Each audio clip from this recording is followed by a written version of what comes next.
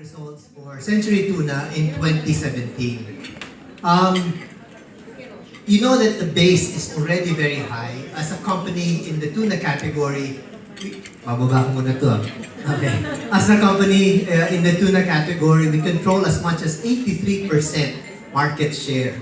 So that you can imagine the base of such a business of a very large category. The Philippines is one of the biggest, largest tuna consumption markets in the world. And we control 83% of that through all of the campaigns that we've been rolling out in many years.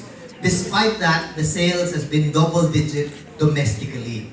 I think it's because of all of the, as you know, we had 4 campaigns last year, very strong campaigns. We started the year with a reprise of the James Reid Meta campaign, which was also very successful. But the one that drove consumption was the Yummy campaign, where we had many of you with us at the Shangri-La Makati, and we highlighted and showcased our 3 new male endorsers, si Gerald, si Paolo, and si Mateo. So, and that was an intent to drive consumption for tuna by teaching consumers different ways by which they would enjoy their tuna. You could eat it with pancit canton, for example, or as a sandwich, or silog with rice. So that was maybe what you would call our effort in the first trimester of 2017. But we didn't stop there. There were so many challenges, new players, competition, a changing consumer and competitive landscape. And we felt we needed to reinforce our leadership in the category. There were a lot of challengers, but we said no. When it comes to tuna, 100% it is Century Tuna as the market leader. And we brought out our campaign featuring the Queen of the Universe, Pia Wurtzbach. And again, you were with us. I think that was in Shangri-La as well, or whatever. One of the first endorsements of Pia after her reign as Miss Universe. And that created a very strong lift for the brand right after, as a follow-up to the campaign of, the Yummy campaign of Gerald, Mateo, and Paolo. But we didn't stop there. We said, meron na namang bagong kalaban, tsaka may bagong sinasabi. Sabi nila that they are maybe pioneers in the chunky category, but we said no, we've had chunky 10 years ago, and we figured we didn't want to be to throw competitive lines at them.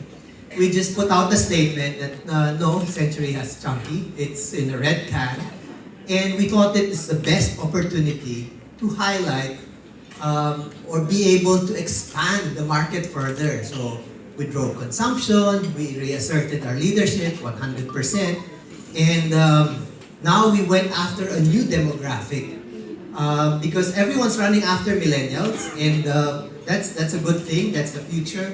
But we also said, no, we have the Gen Xers among us that also want to stay fit and healthy. So we ran the Red campaign last year, also very successfully. Yan, lumipat talaga ang benta. And we were competing against other players that were spending tons and tons of millions of pesos trying to attack maybe a market leader. But we stayed digital. We stayed in the new media space. Probably spent much lower than what we would normally spend because we were learning how to communicate with the market through digital marketing. And as I said, it's like one of our most successful campaigns ever, and definitely what drove the sales growth in 2017. So, I guess to everyone, thank you and congratulations for that performance. So, but hindi lang sa Pilipinas ang growth. I'm also very happy to report that we've been pushing this brand internationally. And again, despite a very high base, we grew by 70%, more than 70% in 2017. So that's a Philippine brand going global. And towards the end of the year, around October or so, we've been working at it for 2 years. One of the toughest markets in the world is Israel because of regulatory issues. We were able to enter penetrate the Israel market successfully, making Israel the 60th country where century tuna is available. Palakpakan niyo naman ang century tuna. And Arna Moreno, 60 countries. So it's truly now becoming a multinational brand coming from the Philippines. We're actually the #1 supermarket brand in China, as I always say.